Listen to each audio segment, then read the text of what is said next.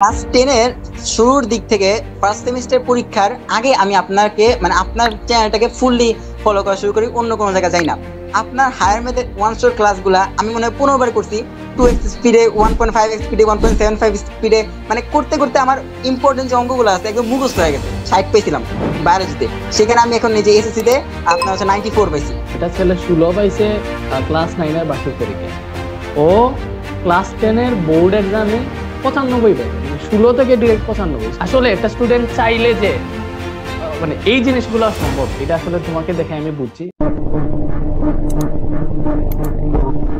Class 10 এর শুরুর দিক থেকে ফার্স্ট সেমিস্টার পরীক্ষার আগে আমি আপনাকে আপনার চ্যানেলটাকে ফুললি ফলো করা শুরু করি, অন্য কোনো জায়গায় যাই না।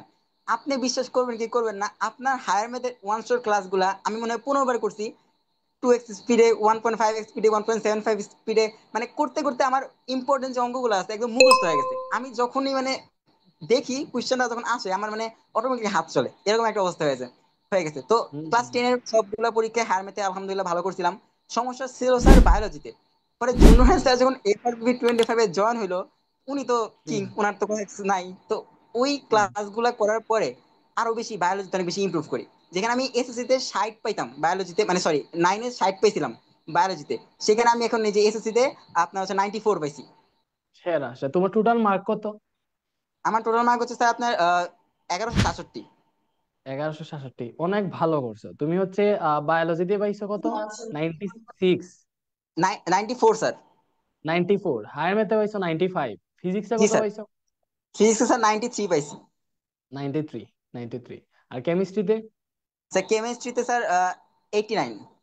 আচ্ছা, তোমার হায়ার ম্যাথের গল্পটা আমার অনেক ভালো লাগছে। লাইক তুমি 16 পাইছো, একটা ছেলে, চিন্তা করো, এটা ছেলে 16 পাইছে ক্লাস 9 এর বার্ষিক পরীক্ষায়। ও ক্লাস 10 এর বোর্ড এক্সামে 95 পাইছে, 16 থেকে ডিরেক্ট 95। সো একটা টিচার বা আসলে একটা স্টুডেন্ট চাইলে যে এই জিনিসগুলো সম্ভব, এটা আসলে তোমাকে দেখে আমি বুঝছি। আরো অনেক গল্পই আছে, বাট এই জিনিসটা আসলেই আহ যারা পরবর্তীতে দেখবে সেই 26 27, ওরা এখান থেকে অনুপ্রেরণা নেওয়া উচিত যে চাইলেই সম্ভব। দেখো, একটা ছেলে যখন 16 পাইছে, দ্যাট মিনস ওর হায়ার ম্যাথ নিয়ে জ্ঞান হচ্ছে একদম কম, 10%-এরও নিচে। এজন্যই তো 16 পাইছে। ও যখন হায়ার ম্যাথে 95 পাবে, দ্যাট মিনস ওর এই হায়ার ম্যাথ টোটাল বইটা নিয়ে লিস্ট ওর 90% আপ জানে, পুরোটা জানে। 95 পাওয়া মোটামুটি 100 সমান, এটা বুঝো। 80 পাওয়া যায়, বাট 95 পাওয়া যায় না। তো তুমি যে আমাদের ওয়ান শট ক্লাসই করছো, ফ্রি ক্লাস করছো মেবি ওয়ান শট, বা রিভিশন বেচে, সরি রিভিশন বেচে ছিলা তুমি। তো রিভিশন বেচে ক্লাস করছো, ওয়ান শট ক্লাস গুলা করে যদি এত বেটার করতে পারো, তো হিউজ। এটা হিউজ। আমাদের যে বেসিক টু প্রো কোর্সের ক্লাস, এগুলা কি রকম ছিল আমি তোমাকে বলি।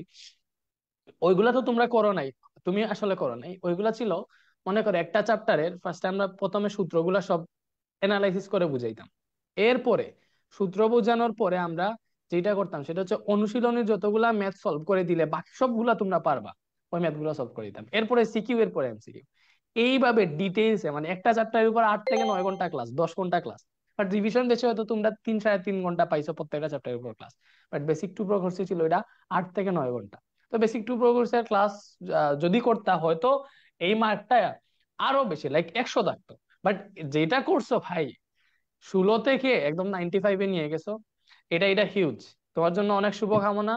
আর ভাইয়া এইচএসসি তে সেম ভাবে প্রথম থেকে, এইচএসসি তে আর রিভিশন না, এইচএসসি তে প্রথম থেকে একদম বেসিক থেকে শুরু করে পড়া ট্রাই করবা। ঠিক আছে? আমাদের জি Shubham sir. Sir matrix linear playlist দিতেছে, ফ্রিতে ক্লাস করাইতেছে। ওই ক্লাসগুলো আগে করবা, পুরো প্লেলিস্টটা শেষ করবা, বা লাইভেই করাইতেছে স্যার পেজে।